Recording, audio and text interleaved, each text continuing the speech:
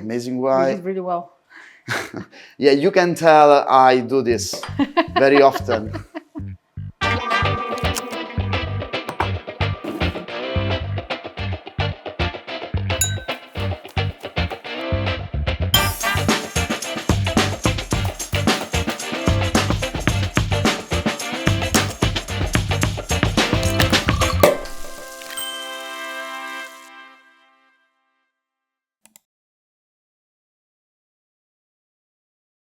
Hey Milka, thank you for accepting the invite and welcome to A Glass of Marketing with Joe. The concept is pretty simple here. We're gonna have a glass of wine while we talk about marketing, of course, personal and professional growth. So yeah, thank you for accepting the invite. Thank you so much for having me. What a place to be doing this. I'm so excited. Yeah, we recording live from Cannes, by the way. So what a better moment opening like a glass of Italian champagne, by the way.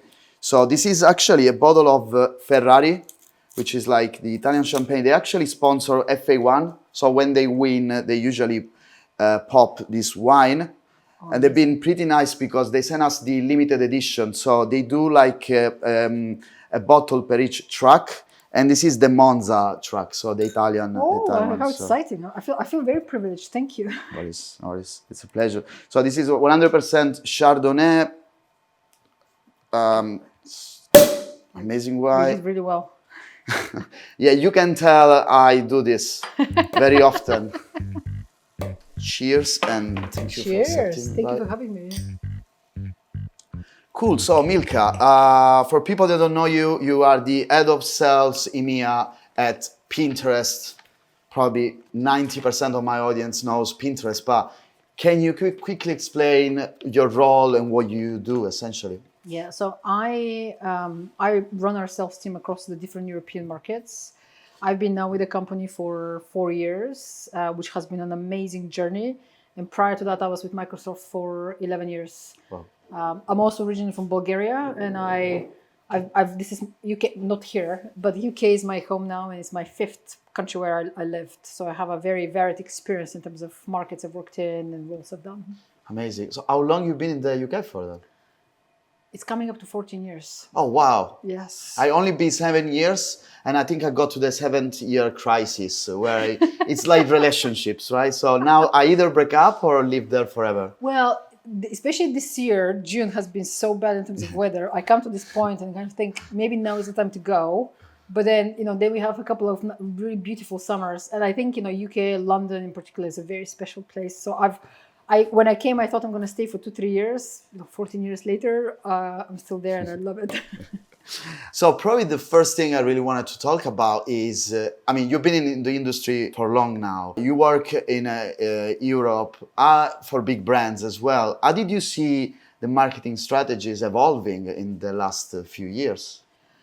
I think the last few years have been absolutely, transformational in terms of what has been going on in the industry. And there's like two things I'll probably call out. One is when we think about cookies going away, this is something that we've been talking about for years and years and years, and yet it's here, And at the same time, when I talk to brands, we're still seeing not everybody's prepared of what that would mean. So we did research with Accenture last year, which showed that only 8% of advertisers understand the changes well enough to be prepared, which is just fascinating. And yet, quite a few of them are already seeing, deterioration of their campaigns.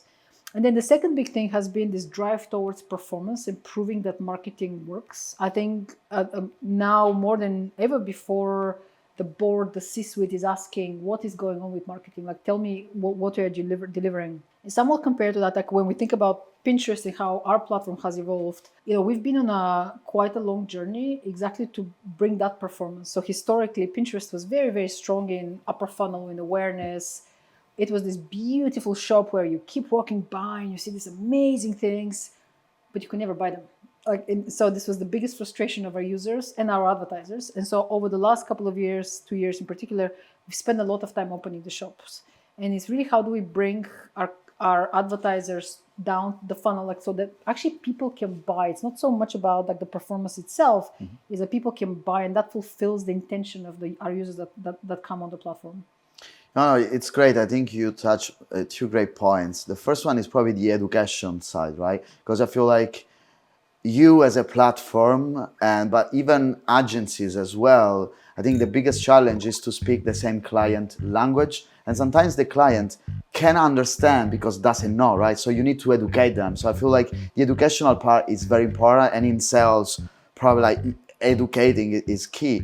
But on the other side is like social media. I think the industry evolved a lot because it started as you said as a top of funnel, but covering the full funnel and becoming like a platform where you can get inspired, but at the same time, you can shorten the customer journey. So from seeing it to engaging it to actually converting, so buying, if you can make it pretty quick and efficient, I think it's pretty cool for brands, right? Yeah, and I think that's kind of what's unique about Pinterest. So we have these users who come with a commercial mindset.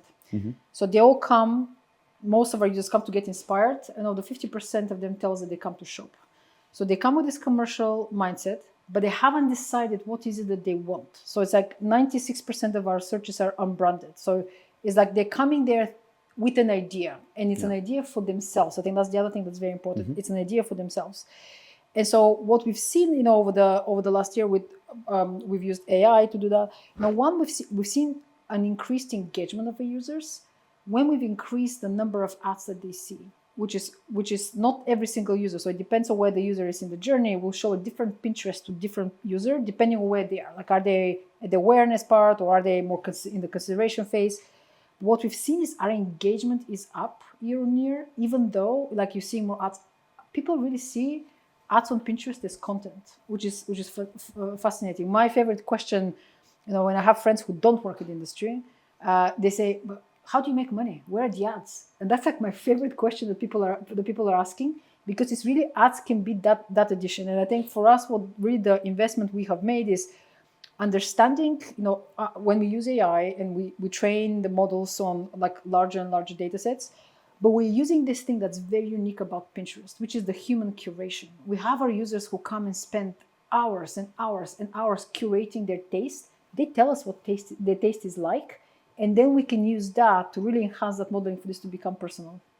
Yeah, no, I think it's great when you say making ads part of the journey. So, some people say, I don't like ads because they're gonna interrupt my journey, right? They're gonna disturb me, which in theory, with the traditional TV, it would be kind of true, right? But of course, today you have connected TVs, which is similar to then, social and everything. So you can actually personalize the approach. But I'm like, if you show the right ads to the right people and the ads are actually cool, I'm so happy about it because you're actually telling me stories that I'm interested into. And I feel like, so my previous life, so right now I work for Lipton, I lead Ecom Media, but before that I was actually agency side, and I've done a lot of ads on Pinterest. And what I really enjoyed was that you can actually build ads that can be part of the customer experience, the user experience, right? So it doesn't feel like you're trying to promote something, right? You're suggesting something. And again, you're suggesting it because you are there when the customer has the mindset. They're that's the difference. Yeah. I'd say, like, in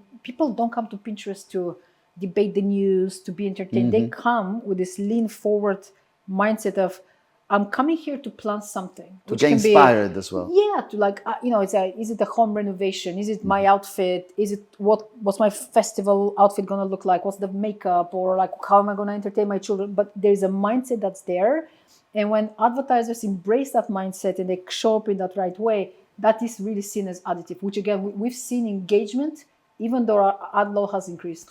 Yeah, and the interesting thing as well, and then now I'm putting my paid media specialist at, it's like in the past you had social media and search engine, right? So two different platforms, where today platforms like Pinterest and YouTube as well, right? You are an hybrid between search engine and social media, right? So you can search, so you understand the user behavior in terms of search, but then you also build on audiences and interests, right? Well, Pinterest sits in this intersection between actually search, social, and commerce, and I think that's really important. Like, we have all of that is coming together, which is also like, when people come there to shop. Like, we, over the last year, we've increased the amount of surfaces where people can actually shop. So when you see something on Pinterest, we want to help you buy it. So if you scroll up, you see similar products, you can buy it. We are integrating that into video. So the point is, we really want people, when they see what they like, for them to bring it back to life, into their real life, and to make whatever that inspiration, whatever that idea was, to make it happen. And we are experimenting with some new products. One of our new ones is called collages, which is basically a cutout. You take a product, you cut it out, and then you really make a collage. But that is a hyper personalization of what somebody's taste is. And we're seeing particularly uptake with Gen Z. 70% of the creators of collages are Gen Z. But we're seeing, just in general, Gen Z are coming in more and more onto the platform. They're currently 40% of our users. Wow. And really, Pinterest is aging down, which is very unusual in this case. They are 40%, and they're a more engaged audience, engaging with all of what makes Pinterest unique. Then I know you guys have big brands like John Lewis and BMW. Can you tell us more about the work you guys have been doing in the past and present? We work with brands all over the world, big and small, which I think is important to know. And I think the way we engage with brands is really to meet them, exactly to understand what their objectives are and how do we meet them where they are. What I say is, the brands that really take advantage of Pinterest is really they understand our full suite of products, and again, what's unique. So we have trends that we release once a year. Pinterest Predicts, which we actually, in the last few years, we have seen 8 or 9 out of 10 become true. But that's a future-looking trend. Yeah.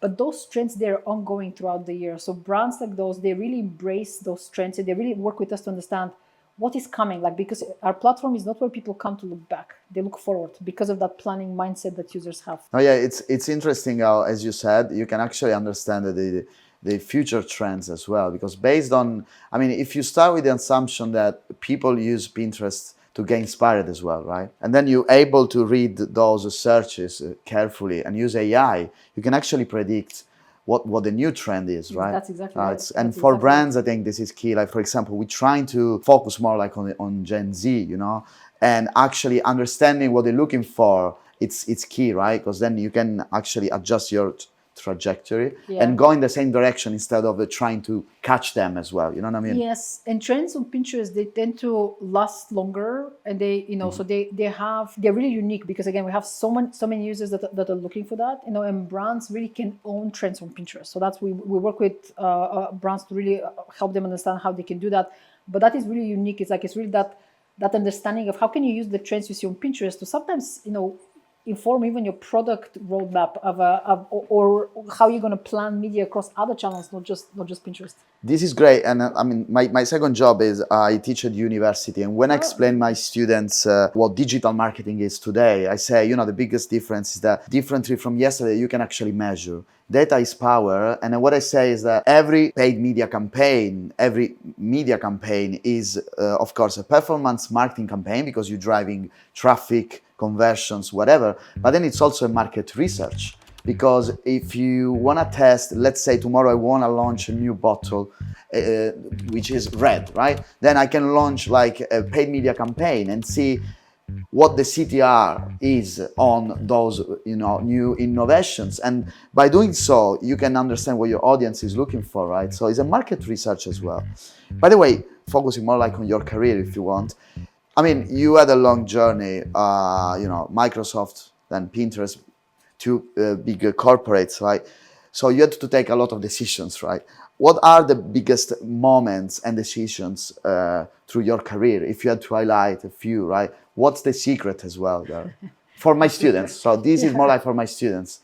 If you had, to look back, what's the secret there? So for me, the biggest big step was when I went from having worked in Bulgaria to actually joining Microsoft, and I had to work in a language that's not my own.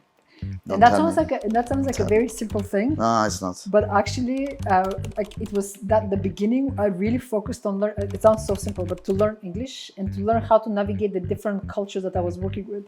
I'll never forget this one I had with one meeting, and people said, "Oh, let's go and do a round robin," and I'm sitting there going, what's round robin? Who is Robin? But I thought robin is the bird.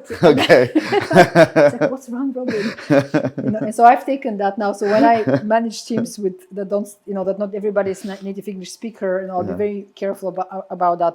But more generally about career, I think when you look at somebody's CV, you always see the successes, you always see the wins and all the things that went well. What you don't see is the many times that someone failed in the jobs, the jobs that somebody didn't get. So there were a lot of jobs that I didn't get. There were a lot of tough feedback I received along the way. And these are the moments that actually, I would say, made me think differently of what can I do better? How can I evolve as a professional, as a leader, so that I can progress? The first time I ever applied to become a manager, I was turned down, and I took it very personally. But the feedback was very good. And similarly, one year at Microsoft, I won an award which was Deal of the Year. I was doing business development, and people saw, oh, that's the award. Like, she won this amazing award. What people didn't see is the year prior, I failed so miserably, so publicly. But these were the learnings that got me to make that deal happen and to win that. So I think there's a lot around like the things you don't see in a career. Think about the competencies and the skills that you want to build and you want to acquire, and goes for those jobs. Careers are they don't have to be linear.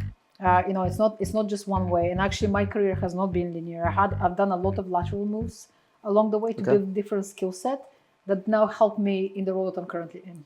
And it's very hard to do lateral moves, right? Because people want you to be specialized in something. So it's very hard to sell your skills, right? How do you do that? Like, how do you make sure they trust you? Because then it's a matter of trust as well, right? Well, the question is, how big is the jump? So there can be lateral that you have some transferable skills that you can use, and that's what makes it fun. I actually disagree. I think it's very often candidates don't want to make lateral moves because they feel like their career stalls, and so they think, oh, if I go from this and this, but I don't rise up, that slows my career down. Whereas my view was like, these are things, especially earlier in your career, these are skills I wanted to learn. So I've done an operations role, I've done product marketing, I've done business development, I was chief of staff at some point, and then I moved to sales. So it's like all of these things were so different from one another, and I learned what I was good at and what I wasn't. I had a short stint in consumer marketing. I was not good at that. But it was more about like understanding that a career is a long time, and actually it's thinking, how do I think long term, and then break this down, what I want to learn today. Yeah, and as you said, it's a marathon, right? Life is a marathon, and probably we live in a society where we always want everything now, right? So yeah, probably being patient and looking at the bigger picture maybe is the secret there. And then you said something about the language, and of course, I take it personal as well, because as you can tell from my British accent, I'm Italian, and we were discussing earlier about the challenges of working in another language. I remember my first job in London, IPG Media brand, the agency. I was actually doing my first year, and I was speaking the English of 11 years old, and I was 24, right? So for me, it was pretty hard because you enter meetings, and it's clear that you have a native speaker in front of you that might not even know the answer, but they can go around it, right? Which is the power of being good at a language, where I had to focus on the content, because I was like, okay, maybe I can't really explain it very well, but at least it must be right. Yeah. So I think playing another sport, working on another language makes you work harder, right? Because it's like you're running a marathon with just one leg, right? Yeah. No, this was the beginning for sure. Actually, no, even today sometimes that happens. But when I first moved to the UK, and I was very used to American English. Yeah. So I moved to the UK. The first few weeks were terrible. I could not understand what people were saying. I had to ask them to repeat, and it was so hard. And even today, sometimes I'll be in meetings, and there'll be a lot of people that have grown up with UK culture, and they'll be referring to TV shows or something else, and I have no idea what they're talking about. But now at least I have the confidence to ask the question. But I think similarly, but I think what I have taken from that is, because I now manage teams in different markets, and I have the tendency to speak very fast, I would very intentionally slow down and really try to express things in the simplest possible way, so that people can understand. But still, to this day, I have words that people say and I have no idea what they mean, and I'll say, can you tell me what this means? Yeah, and it's being confident. So like I'm running a podcast in English, and the only way to do it is to drink wine. So I can speak English fluently. But yeah, and the other thing is actually working with other cultures. I feel like we work in marketing, and marketing, first of all, is understanding people, right? Understanding different cultures. So I think, speaking another language allows you to get out of your, culture and your focus, look at the bigger picture, not just in career, but then, in an environment, and being able to learn from the others as well, right? So no, yeah, it's great. And then the other topic we usually go through in this video podcast is work-life balance, right? We live in a society where there is a lot of work, and then sometimes we are like, how do you find the balance? And then looking at you, I guess, to have this brilliant career, you had to work a lot. You have a lot of responsibilities as well. How do you find that? How do you find your work-life balance? What's your secret? Well, if I have a secret, tell me. Or if you have heard anybody give you a secret, I can tell you how I manage it. And so I'm a mother. I have 2 daughters, and I'm very, very, very engaged in their life. I don't know if you've heard this story about this professor who gives a story of you're juggling glass balls, rubber balls, and so basically if you have to juggle all these balls, what drops? Which are the things that you care about? So I know and normally people say the glass balls are family, the rubber balls are work. Well, I don't think about it that way. I think there are sub balls within each category. So sometimes there are things at work that are really, really, really important. There will be big projects or some things related to people that are really important that requires my time. But similarly, I have absolutely non-negotiables when it comes to my private life. I do not miss kids' plays. I do not miss, things, and I really, doesn't matter what a big meeting there might be. I'm very comfortable saying no. Be able to switch off. Yes, and then the other thing is really knowing, work can take as many hours as you give it. So you have to decide how many hours do you give it. And so I'm very strict with my time around when I'm present at work. I'm present at work. When I'm with the children, I'm with the children, and that I can balance between the days. And then the other thing it's important is to just have all the things that make life interesting, outside of work. But the truth is, I enjoy my job. I really, really, really like the job. So which helps. But outside of work, I'll spend time with my family, with my friends. I go diving, which I absolutely love. I go underwater and then I completely switch off for 4 hours. So I have these things that I have created that really allow me to switch off. But what's important is I don't feel guilty switching off. Okay. I absolutely I know that I become more productive and I'm better at my job if I actually switch off and take a break. Yeah, no, I really like when you say don't feel guilty, because I feel I come from a very workaholic family, right? We all work all the time, and I feel like sometimes you don't have to feel guilty. Sometimes my parents they try to make me feel guilty about, oh, you should do this, you should do that, but I'm like, yes, but remember you die as well, you know what I mean? We all in the rat race, which is great, but I feel like if you like the race, then it's fun as well. You enjoy it. But I feel like happy people make happy corporates as well. So when I touch this topic in my podcast, which is a must, I always go through this topic, because the message I would like to deliver is that some people say it's not work-life balance, it's work-life integration, and I really agree with that. I work a lot as well, but if you manage to switch off and enjoy your loved ones, your free time, take care of your passions as well, because we also are our passions, right?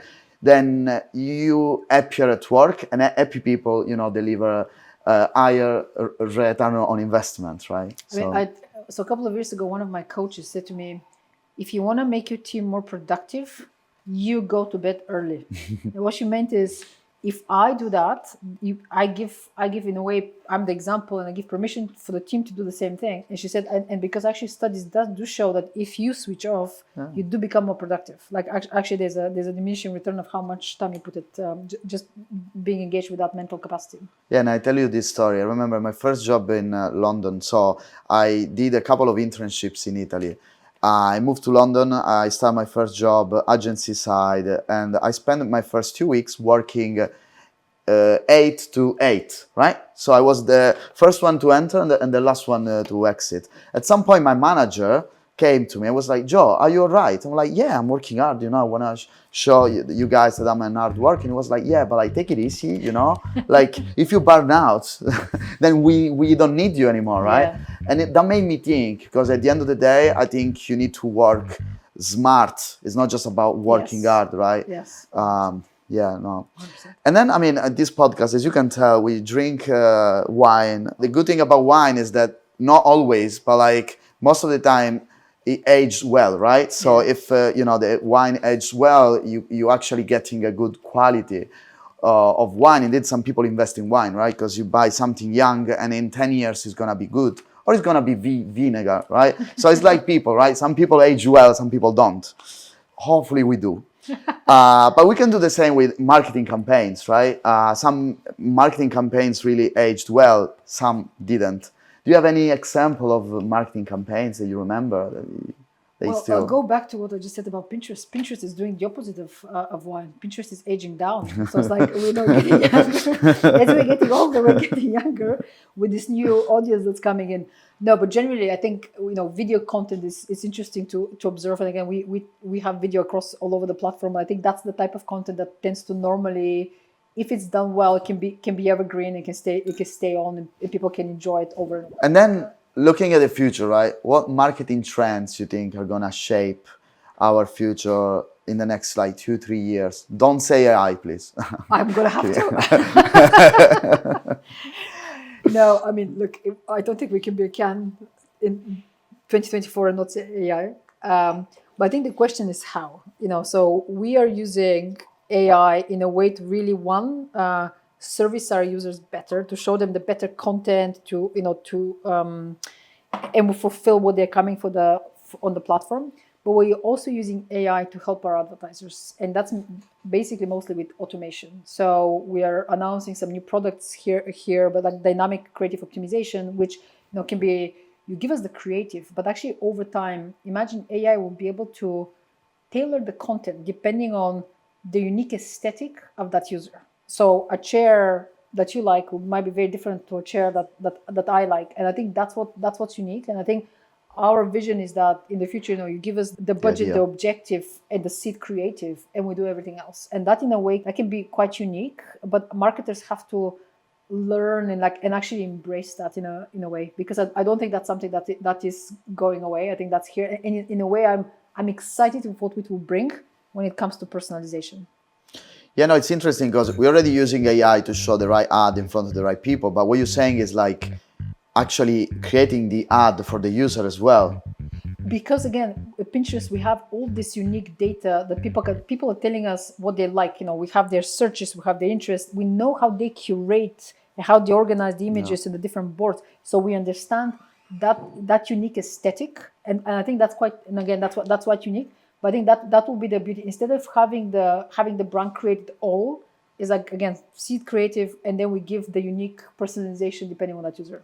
No, I think it's great because as a brand, as a marketing manager, we struggle sometimes with the creatives, right? Because I think in the performance marketing world where everyone focus on performance, so like CPC, CTR, we lose like the story, right? The creativity, and we forget that at the end of the day, the user sees the ad. So it's all about the creativity. So those tools are actually, pretty powerful for us. And then the last thing, to kind of finish on the lighter note, what's your favorite wine? Like, what do you usually drink to relax? So I don't drink very often, Okay. but when I do, when normally celebrate something, I drink champagne. And I have to say, this is a great champagne. So thank you. And I'll have a glass. But To Italian champagne then. Italian champagne. Thank you for accepting the invite. Thank you so much for having me.